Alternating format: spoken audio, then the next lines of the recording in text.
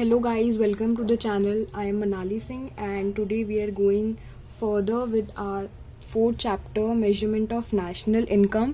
तो हमने लास्ट दो वीडियोस में value added method and income method already complete कर लिया था. सर्कुलर फ्लो ऑफ इनकम के हिसाब से पहले हम वैल्यू एडिशन करते हैं, प्रोडक्ट बनाते हैं, उसके बाद में इनकम प्रोवाइड करते हैं फैक्टर सर्विसेज के बाद, उसके बाद उनका एक्सपेंडिचर होता है. तो ये थर्ड एंड लास्ट मेथड है मेजरमेंट ऑफ नेशनल इनकम का और इससे हमारा सर्कुलर फ्लो ऑफ इनकम भी कंप्लीट हो जाएगा और हमारा लास्ट मेथड भी. So let's start. Okay, so expenditure method में एक्चुअली होता क्या है, तो this method includes national income as sum total of final expenditures incurred by households, business firms, government and foreigners. Okay, तो इस मेथड के नाम से ही हमें पता चल रहा है कि जो वेरियस एजेंट्स होते हैं, जैसे कि एक मार्केट में like house hold, business firm, government and foreigners, तो इनके द्वारा जितना भी फाइनल एक्सपेंडिचर किया हो उसका सम टोटल हमारा इस तरह से मेजरमेंट करता है नेशनल इनकम का. तो अगर हम इसे नेशनल इनकम के लैंग्वेज में बोलें तो this total final expenditure is equal to gross domestic product at market price. तो जितना भी फाइनल एक्सपेंडिचर होगा उसको सम करके, उसका एडिशन करके हमारा इक्वल हो जाएगा gross domestic product at market price. इस मेथड को हम इनकम डिस्पोजेबल मेथड की तरह भी यूज कर सकते हैं. ओके, तो अब इस एक्सपेंडिचर मेथड से हमें नेशनल इनकम निकालना है तो हमें इसके कंपोनेंट्स भी पता करने पड़ेंगे एंड इसका बाइफिकेशन यहाँ पे दिया हुआ है कि कंपोनेंट्स कैसे डिवाइड किए गए हैं. तो फर्स्ट हमारा है प्राइवेट फाइनल कंजप्शन एक्सपेंडिचर. तो ये जो एक्सपेंडिचर है वो इनकर होता है through house holds and private non profit institution, जो कि हाउस होल्ड्स को सर्व करते हैं consumer goods like durable, semi durable, non durable goods and services. ठीक है, तो इसमें सारे टाइप के गुड्स आ जाते हैं जो कि ड्यूरेबल भी हैं, नॉन ड्यूरेबल भी हैं, सेमी ड्यूरेबल भी हैं और सर्विसेज भी आती हैं. एक्सेप्ट हाउसेस, तो हाउसेज में इंक्लूड नहीं होंगे. तो इसका जितना भी एक्सपेंडिचर आता है by households and private non profit institution, तो इसका सम टोटल होगा अपना प्राइवेट फाइनल कंजम्पशन एक्सपेंडिचर. उसको शॉर्ट में हम PFCE भी बोलते हैं. अगर हम सेकेंड कंपोनेंट की बात करें तो सेकेंड कंपोनेंट हमारा आता है गवर्नमेंट फाइनल कंजम्पशन एक्सपेंडिचर. इसको हम शॉर्ट में बोलते हैं GFCE.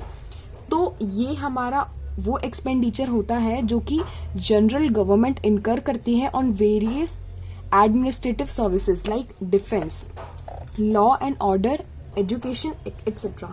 सो ये हर तरह का वो एक्सपेंडिचर होता है जहाँ पे ये गवर्नमेंट एक्सपेंडिचर कर रही है, जो कि उसके अंडर के सारे इंपॉर्टेंट सेक्टर्स होते हैं जैसे कि law and order, education, defence etcetera. Okay, तो ये जनरली गुड्स एंड सर्विसेज आपको नाम से पता चल रहा है कि इनका एम होता है social welfare without any intention of earning profit. तो ये हमारा गवर्नमेंट फाइनल कंजम्पशन एक्सपेंडिचर में आता है. थर्ड होता है हमारा, third component is gross domestic capital formation. इसको शॉर्ट में हम GDCF भी बोल देते हैं और इसका अदर नेम ग्रॉस इन्वेस्टमेंट है. तो कैपिटल फॉर्मेशन के नाम से यू कैन गेस कि इसमें एडिशन टू कैपिटल स्टॉक, यानी कैपिटल फॉर्मेशन हो रहा है जो बेसिकली पहले से कैपिटल है, उसमें और एडिशन पे जितना एक्सपेंडिचर होगा वो हमारा ग्रॉस डोमेस्टिक कैपिटल फॉर्मेशन में आएगा.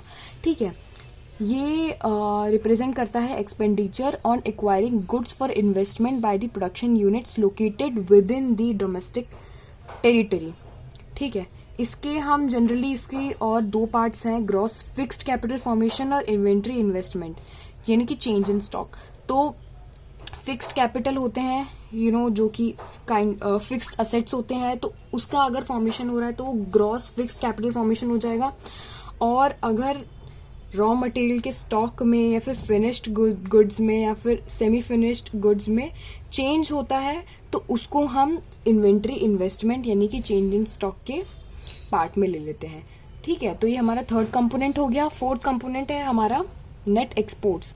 सो नेट एक्सपोर्ट्स का फॉर्मूला ये है, it refers to the difference between exports and imports of a country during a period of 1 year. तो ये डिफरेंस होता है हमने कितना एक्सपोर्ट किया माइनस कितना इम्पोर्ट किया. एक्सपोर्ट मतलब कि जो हमने इंडिया में प्रोडक्शन किया और उसके बाद में उसको फॉरेन में बेच दिया, वो हमारा एक्सपोर्ट होगा। इंपोर्ट यानी कि किसी फॉरेन कंट्री में वो बना हुआ है और उसे हमने इंडिया में मंगाया है और हम उसे खरीद रहे हैं, तो वो हमारा होगा इंपोर्ट करना। और इसका डिफरेंस हमारा नेट एक्सपोर्ट बताता है। तो ये 4 हमारे कंपोनेंट्स हैं जो कि एक्सपेंडिचर मेथड के निकालने में हेल्प करता है, यानी कि फाइनल एक्सपेंडिचर को कैलकुलेट में। तो सबसे पहला था हमारा प्राइवेट फाइनल कंजम्पशन एक्सपेंडिचर, जो कि house holds and private non profit institutions का एक्सपेंडिचर था। सेकेंड था अपना गवर्नमेंट, जो कि वो अपनी एडमिनिस्ट्रेटिव सर्विसेज पे करता है। थर्ड, कोई भी प्रोड्यूसर अगर कोई एक्वायर कर रहा है goods for the investment purpose, ठीक है, domestic with in the domestic territory, ये हमेशा याद रखना। तो किसी भी तरह से कोई एडिशन हो रहा है, कैपिटल फॉर्मेशन हो रहा है, आइदर इट इज अगर मतलब ये हो सकता है कि फिक्स्ड असेट्स के फॉर्म में हो रहा हो या फिर इन्वेंट्री में चेंजेस हो रहे हो, तो ये दोनों हमारा ग्रॉस डोमेस्टिक कैपिटल फॉर्मेशन में आएगा। एंड फोर्थ और लास्ट है अपना नेट एक्सपोर्ट्स, यानी कि difference between exports and imports, ठीक है। तो here a comparison is given between net exports and net factor income from abroad. तो ये मिस्टेक है कि हम दोनों को एक ले सकते हैं, बिकॉज दोनों बेसिकली पूरे अलग अलग टर्म्स हैं। नेट एक्सपोर्ट्स हमारा, हाँ, तो नेट एक्सपोर्ट्स हमारा हम कंपैरिजन में सबसे पहले हम बेसिस डालेंगे, और सबसे पहले बेसिक ये चीज है कि आपको किसी भी डिफरेंस में सबसे पहले उन दोनों चीजों का मीनिंग पता होना चाहिए, लिखना चाहिए, जिससे फर्स्ट इंस्टेंस पे ही थोड़ा डाउट क्लियर हो जाए डिफरेंस के बीच में। तो फर्स्ट नेट एक्सपोर्ट्स का हम बताते हैं। इसका मीनिंग है, इसकी डेफिनेशन है कि it refers to difference between exports and imports of goods and services both, but in net factor income from abroad ये डिफरेंस होता है factor income received from abroad and factor income paid to abroad. Factor income हमने मेरी other videos में है कि factor income और transfer income actually होती क्या है। तो फैक्टर इनकम जो फैक्टर सर्विसेज को हम पेमेंट में देते हैं, यानी कि land, labour, capital and enterprise, जो कि हमें सर्विसेज प्रोवाइड करती हैं, उसके बदले हमें इनकम पे करते हैं। एंड ट्रांसफर इनकम थी यूनिलेटरल, जैसे गिफ्ट्स या फिर ग्रांट्स या फिर किसी भी तरीके से हेल्प होगी, तो वो हमारी ट्रांसफर इनकम होगी और वो यूनिलेटरल होती है, उसके बदले हमें कुछ देना कंपलसरी नहीं होता है। इसके लिए हमें सर्विसेज पहले प्रोवाइड करनी पड़ेगी, उसके बाद हमें इनकम मिलेगी। तो ये हमारा net factor income from abroad की मीनिंग में आ गया। कॉन्सेप्ट की बात करें अगर हम, तो ये एक डोमेस्टिक कॉन्सेप्ट है जो कि डोमेस्टिक कैटेगरी को कंसिडरेशन में लेता है। And net factor income from abroad एक नेशनल कॉन्सेप्ट है जो कि हमारे नेशनल कंसिडरेशन में आता है। ओके, अगर हम ये बात करें कि ये फैक्टर है या फिर नॉन फैक्टर सर्विसेज है, तो ये नेट एक्सपोर्ट्स में हमारा नॉन फैक्टर सर्विसेज भी आ जाती हैं। और अगर हम net factor income from abroad की बात करें तो फैक्टर सर्विसेज आएंगी, हमें पहले सर्विसेज देनी पड़ेंगी, उसके बाद में हम पैसा देंगे। ऐसा नहीं है कि हमें फ्री का पैसा मिल रहा हो किसी भी तरीके से।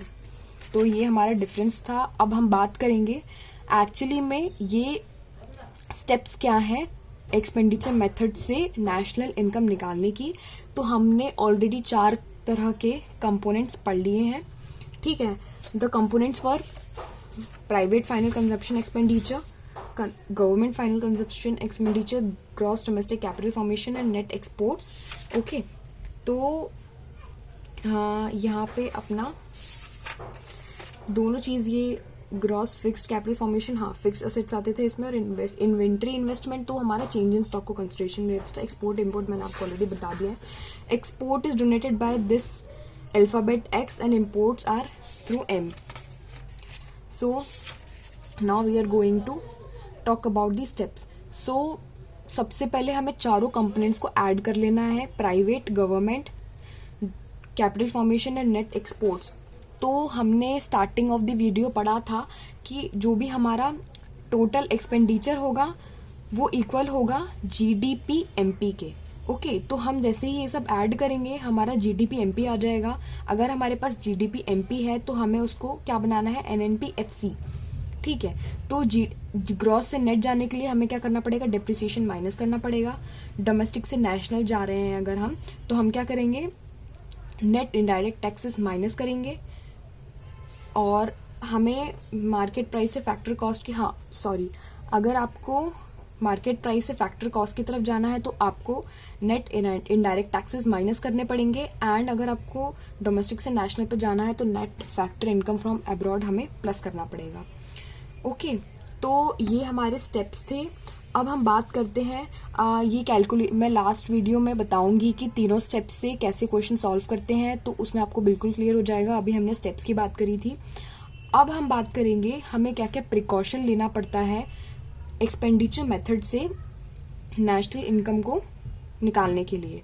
तो हमारा सबसे पहले था expenditure on intermediate goods will not be included in the national income. तो इंटरमीडिएट गुड्स जैसे कि अगर हमने सपोज हम चाय बना रहे हैं तो हम ये देखेंगे कि चाय बनाने का कॉस्ट कितना है, तो हमने शुगर का वैल्यू अलग से ले लिया, मिल्क का अलग से ले लिया, टी का अलग से ले लिया, और मतलब ये तीनों चीज का अलग अलग लिया। लास्ट में चाय बनी 5 की, हमने उसको भी इंक्लूड कर लिया। तो ऐसा नहीं है, किसी भी गुड्स या सर्विसेज की हम जो फाइनल वैल्यू होती है उसके एडिशन लेते हैं। अगर हम इस वैल्यू को भी ले रहे हैं, यानी टी की भी ले रहे हैं और मिल्क की भी ले रहे हैं, शुगर की भी ले रहे हैं, तो उससे होगा ये कि डबल काउंटिंग होगी और जो इकोनॉमी की एक्चुअली वैल्यू है उससे ज्यादा डिपिक्ट होगी। तो हमेशा हम इंटरमीडिएट वैल्यू को इग्नोर करते हैं और फाइनल वैल्यू को लेते हैं, चाहे वो प्रोडक्ट का केस हो या फिर सर्विसेज का केस हो। तो expenditure on intermediate goods will not be included in national income while calculating through expenditure method.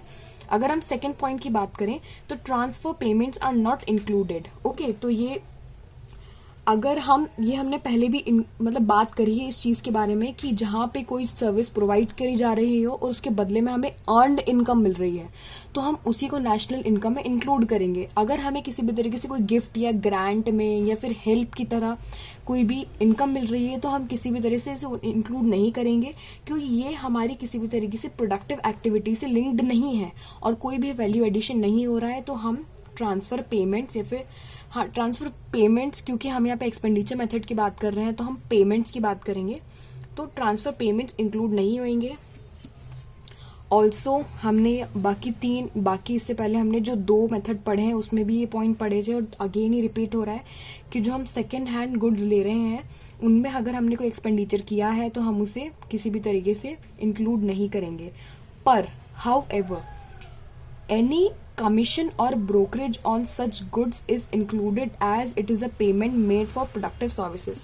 Suppose हमने किसी भी तरीके से कोई गुड लिया थ्रू अ ब्रोकर, ओके, और हमें उसे कुछ जैसे 1% या 2% उसको ब्रोकरेज पे करना पड़ा, तो वो हमारा एक प्रोडक्टिव एक्टिविटी में एंगेजमेंट हो रहा है, हमने उसकी हेल्प से वो गुड खरीदा, अदरवाइज हम उस गुड को नहीं खरीद पाते।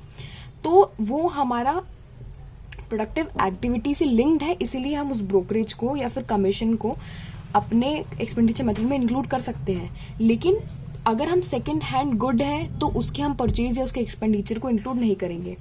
Okay, now fourth point is purchase of financial assets like shares, debentures, bonds etcetera will not be included, क्योंकि ये जो है आजकल पेपर करेंसी होता है, मतलब पेपर करेंसी अलग चीज हो जाती है एंड इस तरह के फाइनेंशियल असेट्स में इलेक्ट्रॉनिकली ट्रेडिंग होती है, इसमें कोई मतलब मनी का इन्वॉल्वमेंट नहीं है, तो किसी भी तरीके से ये कंट्रीब्यूट नहीं करता है current flow of goods and services में। तो ये एक तरह से सिर्फ चेंज ऑफ टाइटल होता है, जैसे कि पहले कुछ शेयर्स एक पर्सन ए के नाम थे, फिर वो बी के नाम हो गए एंड ऑफ द डे, फिर वो सी के नाम हो गए। तो सिर्फ ये ना एक तरह से चेंज ऑफ टाइटल होता है, यहाँ पे किसी भी तरीके से कोई गुड्स या सर्विसेज का एक्सचेंज नहीं हो रहा है, तो हम किसी भी तरीके से purchase of financial assets include नहीं करेंगे। हाउएवर अगर इसमें भी हमने कोई कमीशन या ब्रोकरेज पे किया है तो ये प्रोडक्टिव सर्विस है, इसमें हम एक्सचेंज कर रहे हैं, मनी इन्वॉल्वमेंट हो रहा है, तो इसलिए हम इसमें कमीशन और ब्रोकरेज इंक्लूड करेंगे। लास्ट हमारा है expenditure on own account production. तो अगर हम किसी भी तरीके से प्रोडक्शन कर रहे हैं किसी भी चीज का, सपोज कि हमने हमारा फैक्ट्री का क्लोथ है और हमने प्रोडक्शन किया किसी कपड़े का अपने पहनने के लिए, तो प्रोडक्शन में वही थ्रेड, वही कपड़ा, वही जो भी एक्स्ट्रा चीजें होती हैं वो लग रही है ना।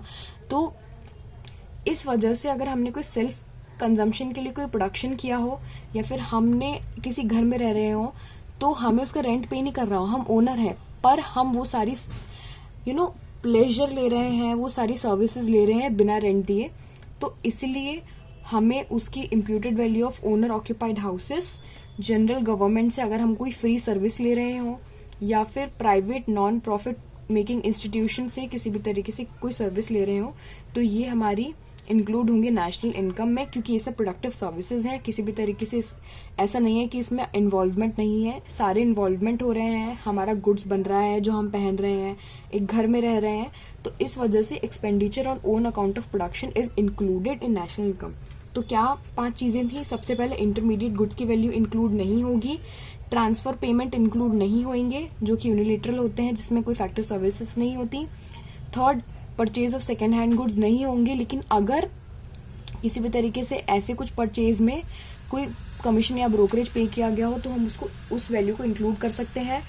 Purchase of financial assets will not be included, same इस केस में है, कमीशन या ब्रोकरेज अगर हमने पे किया है तो वो इंक्लूड हो सकता है। Expenditure on own account of production या फिर imputed value of owner occupied houses, तो इन सबको हम नेशनल इनकम को कैलकुलेट करने में यूज करेंगे। ओके, तो हमारा एक्सपेंडिचर मेथड का थ्योरी ऑलरेडी कंप्लीट हो चुका है। लास्ट हमारा टॉपिक है इस चैप्टर का रिकंसिलेशन ऑफ 3 मेथड्स।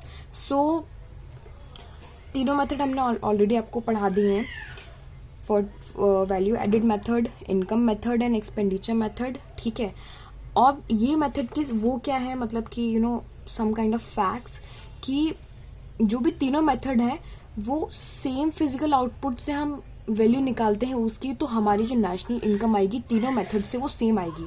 आप अगर एक मेथड से नेशनल इनकम निकालने की कोशिश कर रहे हो तो उसकी भी सेम आएगी, सेकेंड मेथड से भी सेम आएगी, थर्ड मेथड से भी सेम आएगी। तो ये एक चार्ट है जहाँ पे आपको दे रखा है, मैंने ऑलरेडी 2 पहले वाली वीडियोस में कर रखे हैं, दोबारा से एक तरह से वो लेते हैं। तो हमारी gross value added of primary sector, secondary sector and tertiary sector तीनों को प्लस किया तो हमारी क्या हो जाएगी, gross domestic product at market price of मतलब पूरी इकोनॉमी की। अगर हम उसमें से डिप्रिसिएशन एनआईटी माइनस कर देंगे और national factor income from abroad plus कर देंगे तो हमारी नेशनल इनकम आ जाएगी। सेकेंड में हमारा इनकम मेथड था, तो जितने भी फैक्टर सर्विसेज को हम लोग इनकम प्रोवाइड कर रहे थे वो सारे इनकम की कंपोनेंट्स को हमने प्लस कर लिया, जैसे कि compensation of employees, rent and loyalty, interest, profit और मिक्स्ड इनकम। तो हमारा डोमेस्टिक इनकम आ गई थी, यानी पूरी नेशन की इनकम आ गई थी, और अगर हमने फॉरेन इनकम को भी इंक्लूड कर लिया तो हमारी नेशनल इनकम आ गई। ठीक है, और नेक्स्ट हमने अभी जो पढ़ा वो एक्सपेंडिचर मेथड था, जहाँ पे हमने 4 कंपोनेंट्स थे एक्सपेंडिचर मेथड के, यानी कि फाइनल एक्सपेंडिचर के, तो हमने उसको ऐड किया तो हमारा gross domestic product at market price आ गया, उसमें हमने डिप्रिसिएशन माइनस किया और नेट इनडायरेक्ट टैक्सेस माइनस किया तो हमारा नेशनल डोमेस्टिक प्रोडक्ट आ गया। एंड अगर उसमें से हमने फैक्टर इनकम ऐड कर दी, यानी फॉरेन इनकम को इंक्लूड कर दिया, तो उसके बाद हमारी नेशनल इनकम आ गई। So this was all about measurement of national income theory. In the next video we are going to solve the practical problem. तो मैं एक सबसे हार्ड क्वेश्चन चूज करूंगी जिसमें सारे पार्ट्स आ जाएंगे, जिससे एक ही क्वेश्चन से आपको तीनों मेथड से सॉल्व करके बता दूंगी, तो आपको क्लियर हो जाएगा कि इनपुट सेम रहता है तो नेशनल इनकम की वैल्यू सेम आती है तीनों मेथड से, और आपको तीनों मेथड भी क्लियर हो जाएंगे। So thank you. If you like their efforts please like.